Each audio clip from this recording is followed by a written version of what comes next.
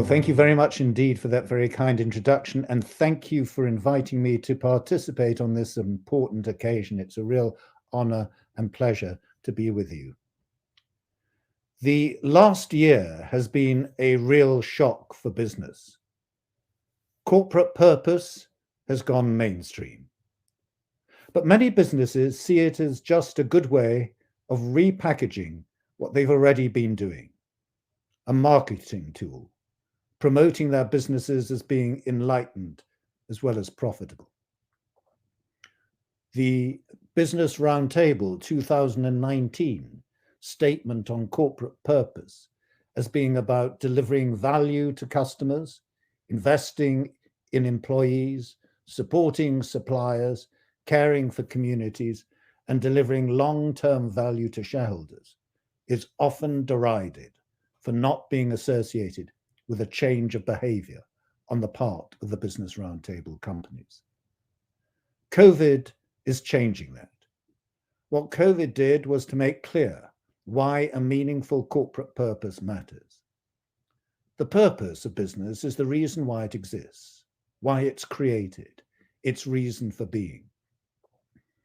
A meaningful purpose of business is to solve problems that you and I face as individuals, societies, and the natural world. And to do so in a particular way, to do so in a way that is commercially viable, financially sustainable, and profitable. So I define the purpose of business as being to produce profitable solutions for the problems of people and planet, not profiting from producing problems for either. The pandemic has given new impetus to this. Pandemics and other crises destroy value. They create problems, not just for societies and the natural world, but for business as well. But for companies whose purposes are to solve problems, those purposes create business opportunities. So the most successful companies over the last 2 years and presently are those whose purpose is to solve problems and recognize that during pandemics, when there are new problems that afflict the world, there are new opportunities for business. It's those businesses that are the most purposeful, that have been able to change their activities to address the new problems post-pandemic. If anyone still thought, even after the pandemic, that nothing had really changed, then COP26 in Glasgow put a firm end to that. A combination of Mark Carney's declaration about the commitment of more than $100 trillion of assets under management to net zero, the International Financial Reporting Standards Body announcing the establishment of the Sustainability Standards Board in Frankfurt, the EU taxonomy, and the Articles 8 and 9 definitions of sustainable investments, they've all made it clear that this is for real. What COP26 did was to shift the spotlight from governments to business. Investors are going to be held responsible for how much CO2 is in their portfolio and the social as well as the environmental consequences of getting them down to net zero over a well-defined period. A transition that is unaffordable, inaccessible, or imposes burdens on the poorest in the world is simply no transition. That places institutions under pressure to put companies under pressure to deliver their purposes. Corporate purposes of solving problems therefore become not just a source of success, but also of survival of business, a way of de-risking business, as well as de-risking the world in which we live. There's no longer any other serious game in town. Business is now expected to lead the charge, particularly in Europe, because of what the EU is laying down as the expectations on it.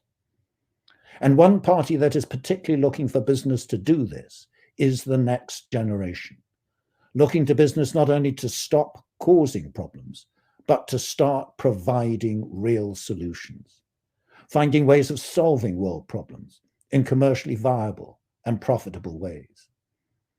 These will be the future entrepreneurs and leaders of not just multinationals, but also our small and medium-sized enterprise. And one institution that should be telling them how to do that is my institution, universities. They should be at the vanguard of promoting purposeful business. But too many business schools are at the rear guard rather than the vanguard. They've introduced electives on responsible business, leadership, and ESG. They have research projects on measurement and sustainable finance. They have executive education programs on responsible business, but they've not recognized the profound change needed to promote change in business. The starting point of a traditional business school course is the purpose of business is to maximize shareholder value, and everything, accounting, finance, operations, management, marketing, and strategy follows from that. The starting point of a business school course should be, what is the purpose of business? What are the problems that a business and sector are solving? For whom, when, and how? What problems are they creating? For whom? And how should they avoid doing that? And everything, accounting, finance, marketing, and strategy, should follow from that. But it's more to it than that.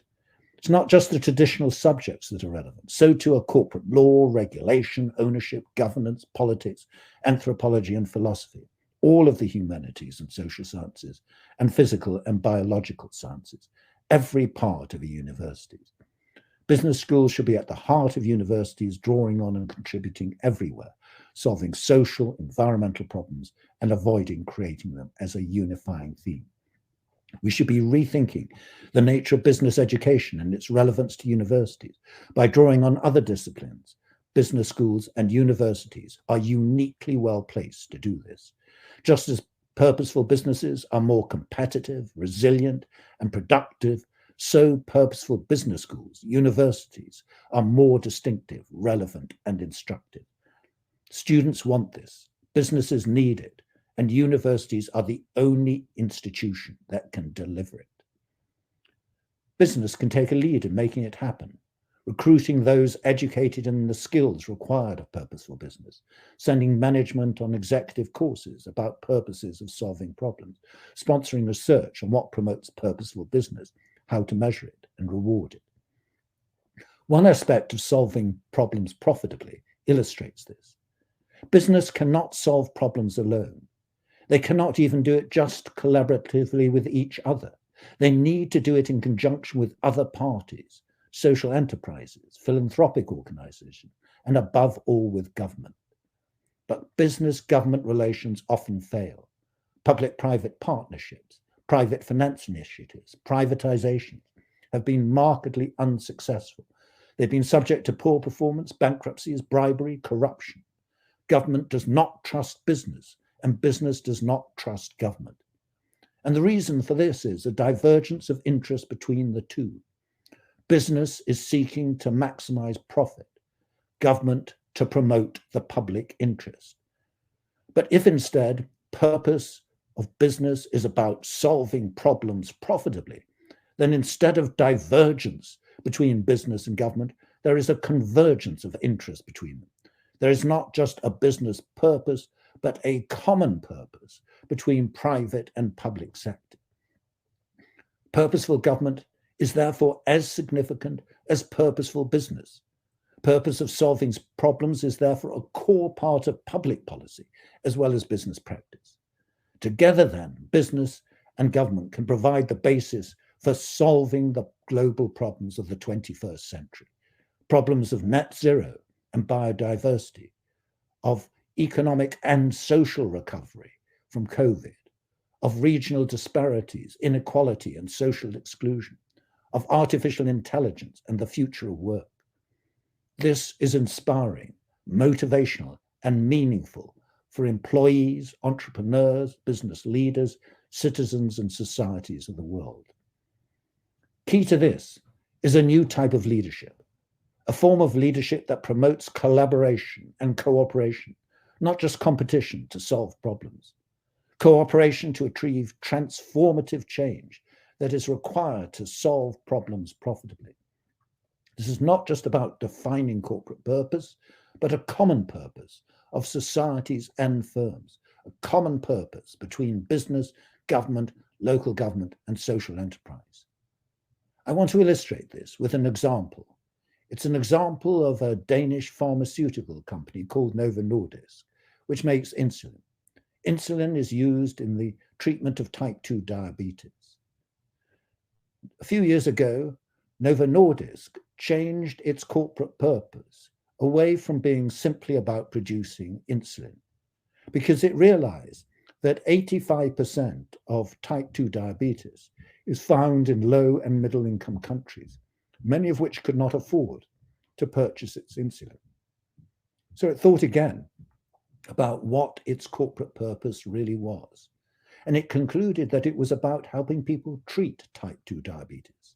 That might involve taking insulin, but in many cases did not.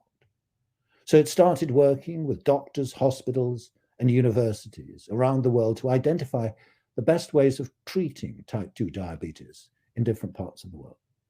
Then it recognized that its purpose was even more than that. It wasn't just about treating type 2 diabetes, it was about helping people avoid get type 2 diabetes in the first place. So they started working with governments, local authorities, and health workers in identifying the ways in which people can change their lifestyles to avoid getting type 2 diabetes at all. Now, you might say, well, that's all very noble and worthy, but surely it undermines the fundamental business model of Novo Nordisk. And the answer is, on the contrary, its business has flourished on the back of this. It's flourished because in the process of building up those relations with doctors and hospitals, governments and local health workers, it's built up a relation of trust. It's become a trusted provider of medical advice and products across a whole range of activities. Now, I think that this brings out three important points. The first one is the importance of having a clarity about one's corporate purpose and going on that type of journey that I've just described Novo Nordisk as doing in finding its purpose. The second point is the importance then of building relations with other parties in delivering a corporate purpose. In the case of Novo Nordisk, with the hospitals and doctors and governments around the world. And the third point I think it brings out is that if one can do this, have clarity of purpose and the right connections with others, and show a commitment to the delivery of that corporate purpose, then it creates the most valuable asset that a company can have, and that is to be trusted, to be trustworthy. Now, in Oxford, we've been developing a management framework to assist companies around the world with doing this, and we've been working with some of the largest European and North American companies in developing this framework. We call it the SCORE framework, where the 5 letters of SCORE stand for the key components of what is required. The first letter, S, is about simplify, to simplify the corporate purpose and bring clarity to it in exactly the way that I've just been describing Novo Nordisk as clarifying its corporate purpose. Second letter, C, is about connect, to connect the corporate purpose with the core of the business activities. Because purpose is not something that some companies do on the side. It's about the core of their business, and it should therefore be connected with their strategy. And it's not just a matter of connecting the purpose with the strategy of the business, but as in the case of Novo Nordisk, connecting the company with all the other parties, such as the governments and local health workers, that the company needs in delivering its purpose. The third letter, O, is about ownership of the corporate purpose by the board of the company, but not just by the board of directors of a company, but also by the owners of the company, the shareholders. And Novo Nordisk illustrates this again, because while it's widely traded on the Danish stock market, it also has a dominant shareholder, Novo Nordisk Foundation, which ensures that the company keeps to its stated purpose. But it's not just about ownership by the board or the shareholders. It's about ownership of the purpose throughout the organization. From the board to the shop floor, everyone in the organization needs to have a clear notion of what their part of the corporate purpose is. The fourth letter is R for reward, to reward people in the organizations in line with the delivery of the corporate purpose. And that involves measuring the purpose of and the success of the company in delivering on its purpose and rewarding people in terms of remuneration and promotion in relation to the corporate purpose. But it's not just about financial reward. It's also about the culture and the values of the organization and aligning those with the purpose of the business. The final letter is about E to exemplify the corporate purpose and bring it to life through narratives about the success of the company in delivering on its purpose. But it's also about authenticity. It's not just about the success of the company, but also the challenges and failures of the company in terms of delivering on its purpose as well as its successes. Now, this requires transformative leadership to really achieve the outcome of delivering on the purpose. And key to this is measurement. One of the most significant developments of the last few decades has been the summarizing of the performance of business in a single measure, the share price of the company. It's the single driver of the largest businesses around the world. Where companies are private and not listed on stock market, it's measured by profits. Share profit prices and profits are embedded in business practice, business school teaching, and financial investment. They are clear, precise, observable, and actionable. Action by linking them to every aspect of incentives of organizations, remuneration, promotion, firing, and hiring. The last 60 years have seen progressive intensification of share price and profit-driven incentives, stock options, fair value and mark-to-market accounting, financialization, hostile takeovers, and hedge fund activism. We've reduced the world to a single measure of performance. But this preoccupation with the beauty, simplicity, and clarity of share prices and profits has been a catastrophe. It's reductionism ad absurdum. It's driving the world to a point of climatic collapse and social fragmentation.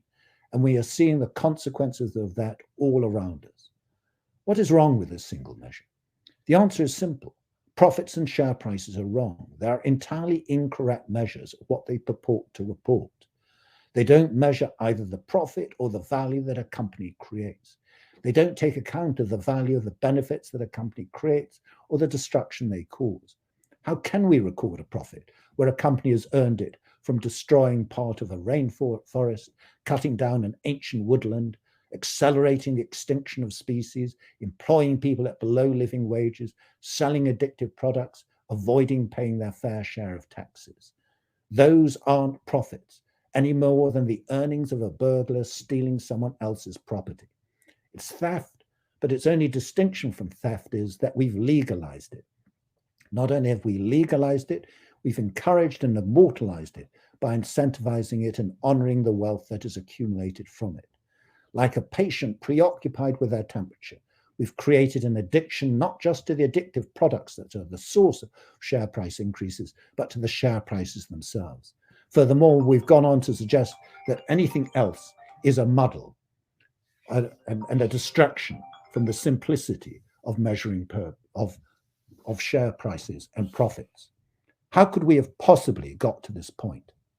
I could give you an academic answer and say that it's the beauty of the economic models that has driven a false belief in the power of competitive markets, the efficiency of financial markets, and the ability of regulation to constrain bad behavior. I could give a sociological answer and talk about the power of vested interests in preserving the status quo, where a small elite benefits at the expense of others in the natural world. I could give a historical explanation in terms of our enthusiasm for Adam Smith's Wealth of Nations, while forgetting his theory of moral sentiments. But there's a more fundamental reason. We've forgotten why we are creating and running businesses. It's not to profit, it's to solve problems that you, I, societies, and the world face, and in the process to produce profits. And profits are essential. They're the lifeblood of business. Without them, we do not have the investors that are needed to resource the solving of problems at scale. But profits are not the purpose. Instead, they are the product of purposes of solving problems. It's a simple confusion of cause and effect. Solving problems are the cause, profits are the effect. The reason this distinction is so important is that we need to ensure that we are not profiting from producing problems. And to do that, we need to incur the full cost of avoiding, mitigating, remedying, and compensating for the problems that we cause. But even this is not enough. It's no longer enough to avoid causing problems. Net zero will not do. The crises have become too great. People are looking to business to proactively solve problems. It's not just about the cost of avoiding, mitigating, remedying, and compensating for detriments and problems that companies need to incur, but the cost of solving problems. That's what defines a true profit of a company. Companies need to innovate in finding ways of addressing the world's toughest problems profitably. And if companies do not know how to do it, then they need to partner with others to help them do it. We need cooperative, collaborative leadership rather than just the competitive, destructive leadership of the past. That is what makes for true profit and shared as well as share value. To sum up, purposes of solving problems profitably, not profiting from producing problems, should be at the heart of business in the 21st century. Inspiring, transformative leadership, promoting collaboration and cooperation should be driving that and embedding it throughout their organizations. Business schools should be teaching and researching it. Governments should be determining common purposes of solving the major challenges of the 21st century, and business should be partnering with government in delivering it. That is what this coming decade will be all about, and anyone who is not on it will be out of it. Thank you very much.